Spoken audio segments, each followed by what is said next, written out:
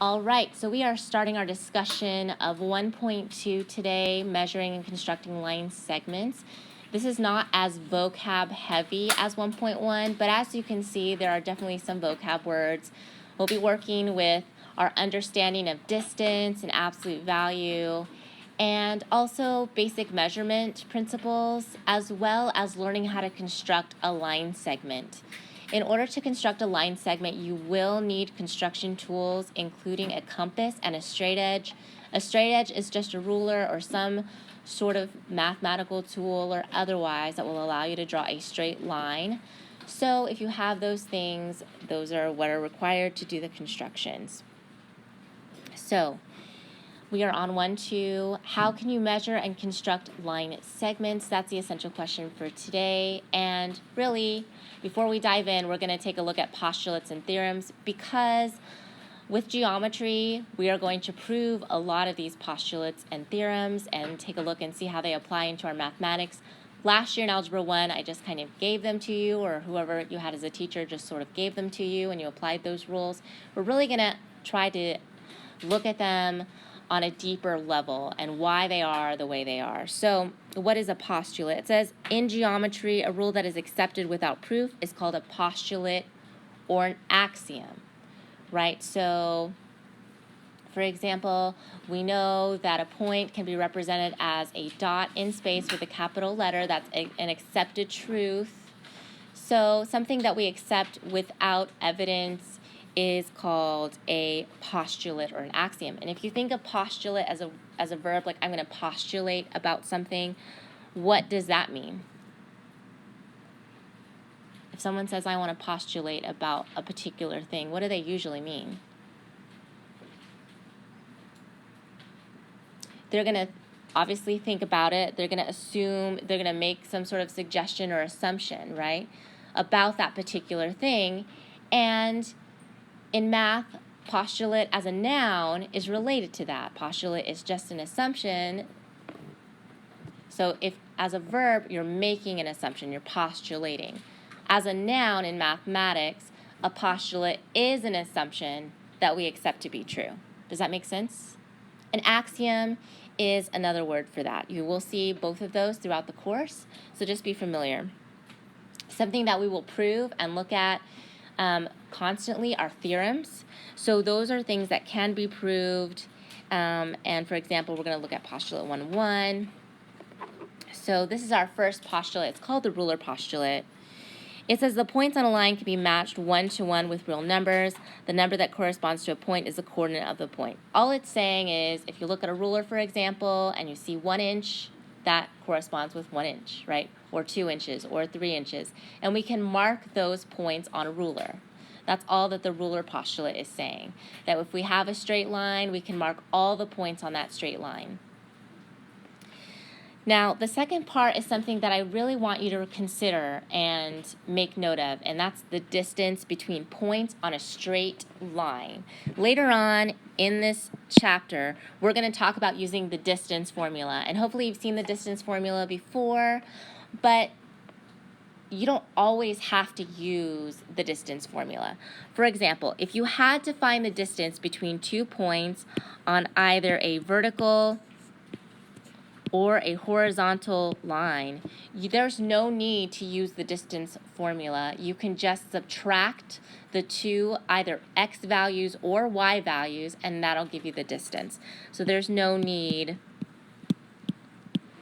for distance formula here. And I'll talk to you about what I mean by that specifically when we look at examples.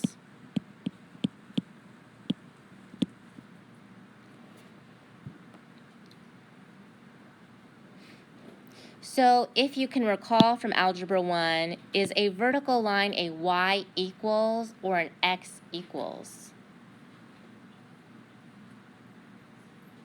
Do you remember? Well, I just draw a grid if I ever forget. I draw a couple points and then I draw a vertical line. And I think to myself that this is my x-axis and this is my y-axis. No matter what my y value is, So my y value is going to change. In this case, if this point is 2, 0, my x is always 2, right? So this would be x equals 2. Why? Because when I model that equation with this line, no matter what my y value is, my y value is going to change. My x is always 2. Does that make sense? Now, same thing for your horizontal line. That's going to be a y equals line. So if I were to draw a coordinate grid,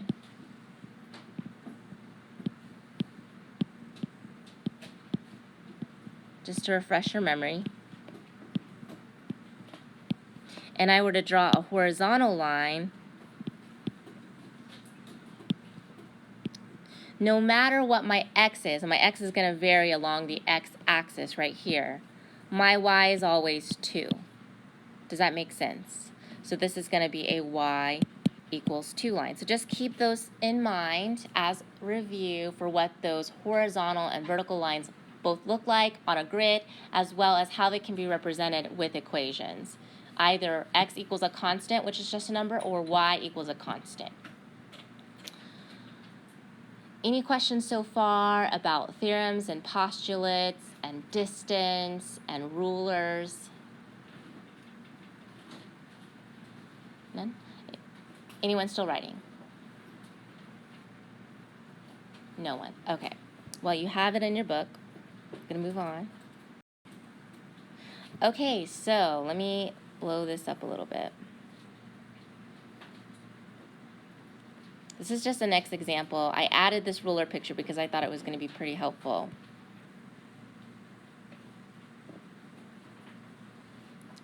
Here we go. So our ruler postulate just says if I take a line segment and I measure it with a ruler, the ruler postulate says that I can actually find the measurement of that segment.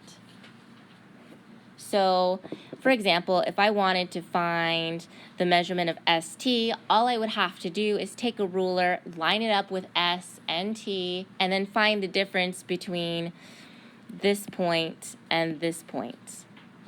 And that's what they did here. Why did they use absolute value bars? Well, because distance is always what? Positive. So it doesn't matter if you take point S minus point T or point T minus point S, you're still going to get the distance between the point S and the point T. And it doesn't really matter what number you line it with as long as you do your subtraction correctly. Now, one thing that your book does not go over, which I think is an important just reminder, is how your ruler is spaced out.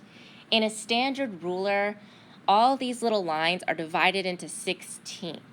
Just for your information. So if you take a look at a regular ruler, I have 1/16, 2/16, which is reduced to 1/8, 3/16, 4/16, etc. And I have 16 units between here and here. Does that make sense how they divided that? Now, that's not always the case. Up here, they didn't divide it in 16ths. I think it was by tenths. So just keep that in mind. How is your ruler divided? Just count the lines and say, okay, if I start with the line after 1, how many am I going to get? I'm going to go 1, 2, 3, 4, etc. And then right when I hit the next mark, the 1, over here on this side, how many did I count? Well, I counted 16. Does that make sense? Okay. So please make sure that you pay attention to the units. If they say to the nearest eighth of an inch, they're probably talking about a standard scale like this. Because as you can see, you have an eighth, 3/8, 5/8, 7/8. They just want you to measure it with a ruler. Questions on this? On standard rulers, measurements? Okay. Anyone need more time? All right. Important notation. We're talking about congruency here. It's a core concept in your book, if you can't see.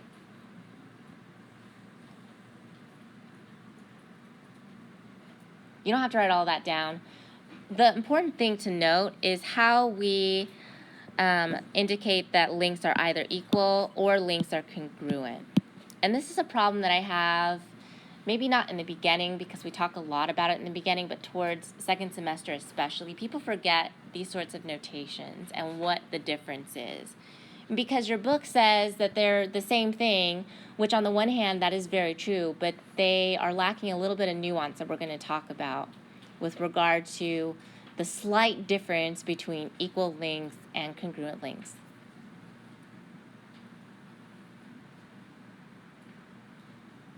It says line segments that have the same length are called congruent segments. We're going to be using that a lot. When I say congruent, you just need to know that they have the same size and shape. When we're talking about polygons, for example, or other shapes like triangles, rectangles, if I say those rectangles or triangles are congruent, that means they have the same size and shape. So I'm going to write that down. Congruent means that they are the same size and shape. That is very different than figures that are similar. Similar figures and congruent figures are very different. We'll talk about that much later on. But for now, just know that congruent means they're the same size and shape. With your segments and lines, they're going to have the exact same measurement. How do we note that? Well, any congruent segments, if I'm going to say they're congruent and tell you that they are of equal length, then you can say, for example, segment AB is congruent to segment CD. You want to have an equal sign and a little wave right there. Okay, and that means that those segments are congruent to each other. Now, notice on here you want to be consistent with your labeling. If you're talking about segments, you want to put the segment bar. That tells me that those segments are the same measurement. Now, when would we say AB is equal to CD? Well, if, let's say I solved for a measurement, I could say, let's say CD is 24 and AB is also 24, so they're equal. So they're 24 units, let's say. So usually I'll say equals when I'm solving for some particular length. So if the length is 13 inches or 13 feet and I want to write that down, I can say AB equals 13 feet, for example. Or if it happens to be the same length as another segment, I could say what I said up here, AB is equal to CD, which is equal to 24 units. Now, when I'm saying equals, I do not need the specific notation at the top of AB or CD. Does that make sense? So just a slight difference. This is saying I have two lengths that are the same, they're congruent, and this is saying that those two lengths happen to be 24 units and they happen to be equal to each other. Does that make sense? Okay, so I know it's a little bit confusing. Let's look at an example and we'll see what I mean by that. I know, the first chapter in geometry is just one big conceptual nightmare sometimes, and that's okay. We'll take a look.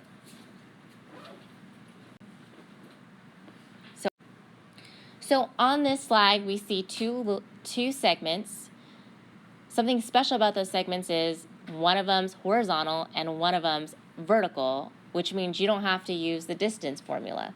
Later on, when we have a segment like this that's diagonal, we have to use, or a line, or a segment that's diagonal, we have to use the distance formula.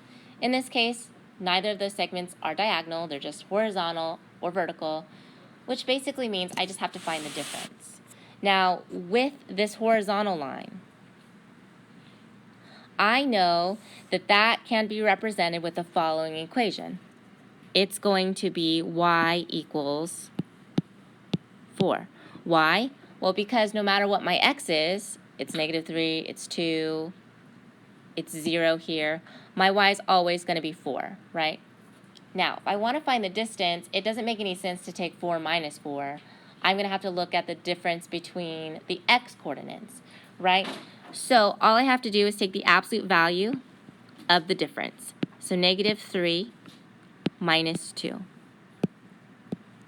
And that's going to give me the absolute value of -5, which is equal to 5. Now, one thing that your science teachers harp on us for not doing, and sometimes my other colleagues don't do, is just labeling it, right? It's 5 what? Well, typically if you have 5 feet or inches, you put that down. On a grid, it's always 5 units.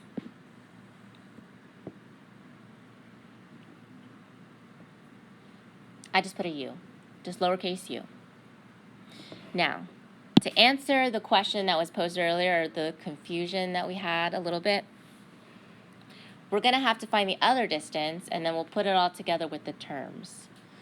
So how do you suppose I find the distance of the vertical line?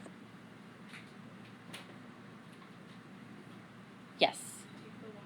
Yeah, you take the y's and you subtract them, right? So if I wanted to represent that as an equation, what would that equation be?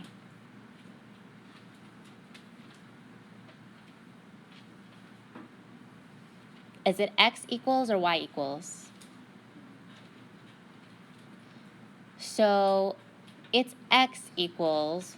Why is it x equals? Well, because my x is the one that's not changing.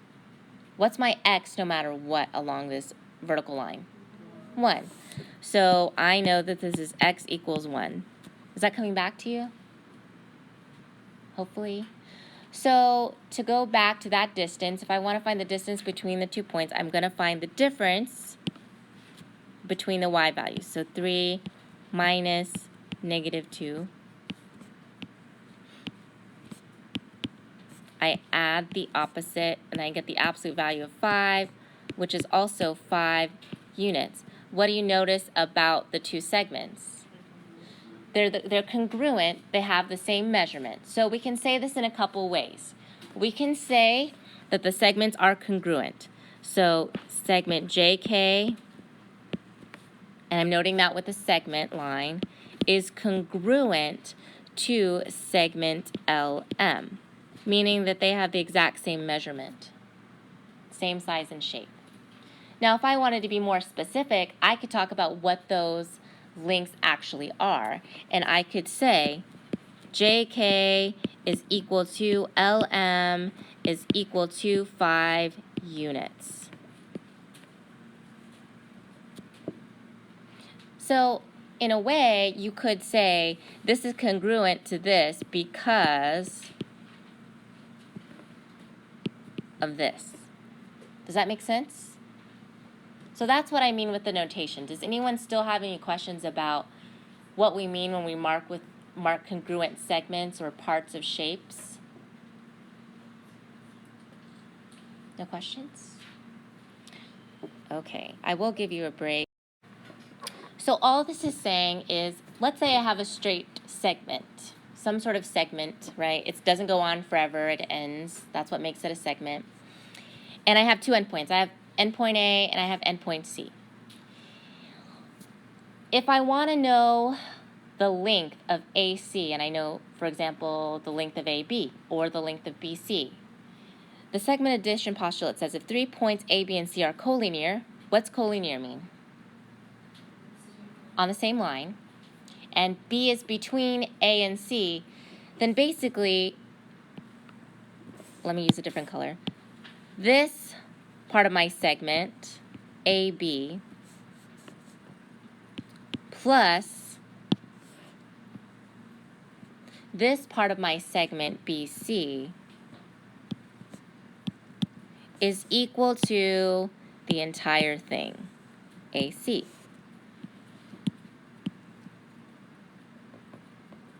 Now, again, I don't have to put that line above A, B, and BC because I have an equal sign there.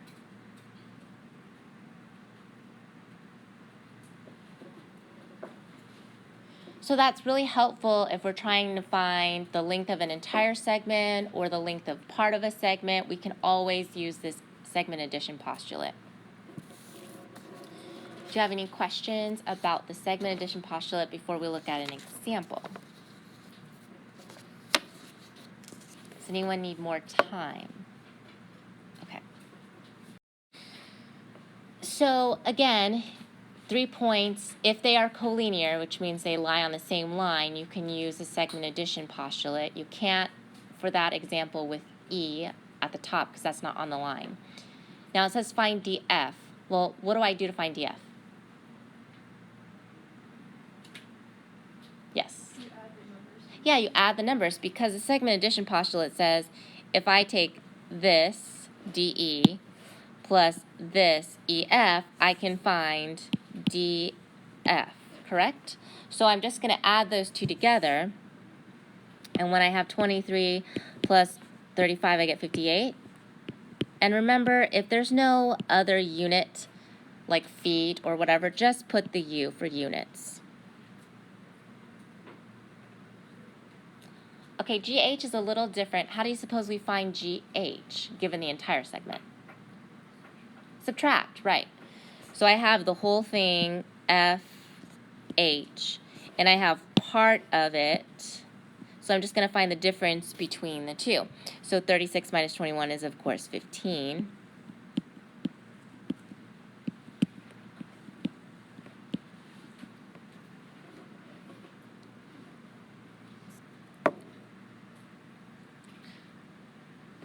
Okay.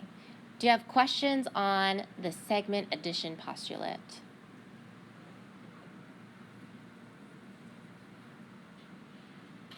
We're just going to look at one practice problem rather than all three, just for time's sake. Plus, I want to give you some time to work and take a little bit of a break from notes.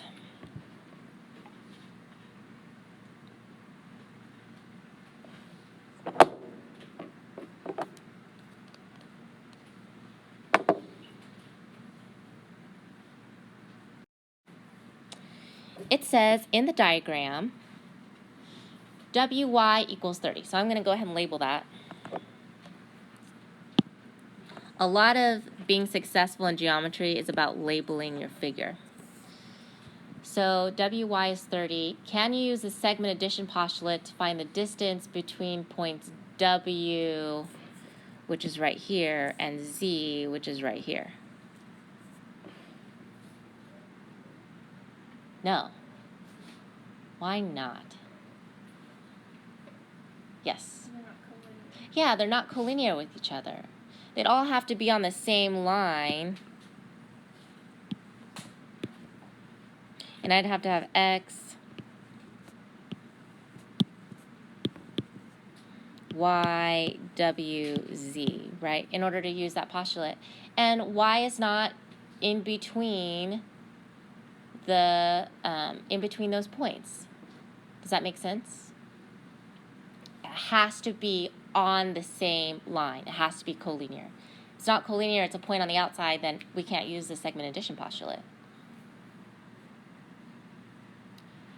Questions? We've got one more, then we're going to look at a construction, and then we'll be done.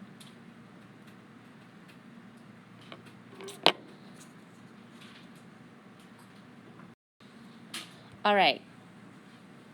So the cities shown on the map lie approximately in a straight line. Find the distance from Tulsa, Oklahoma to St. Louis, Missouri. I know where that is because I'm from Kansas.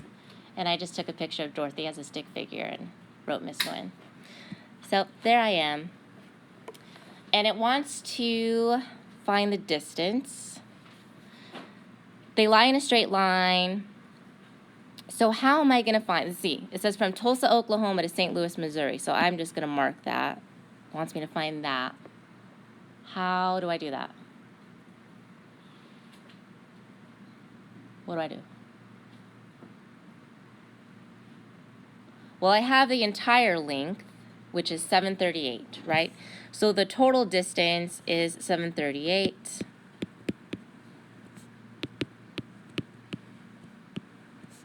Miles. And then I have the distance from Lubbock to Tulsa,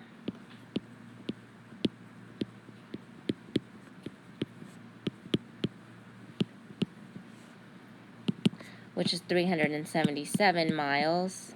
And I'm just missing the distance from Tulsa to St. Louis.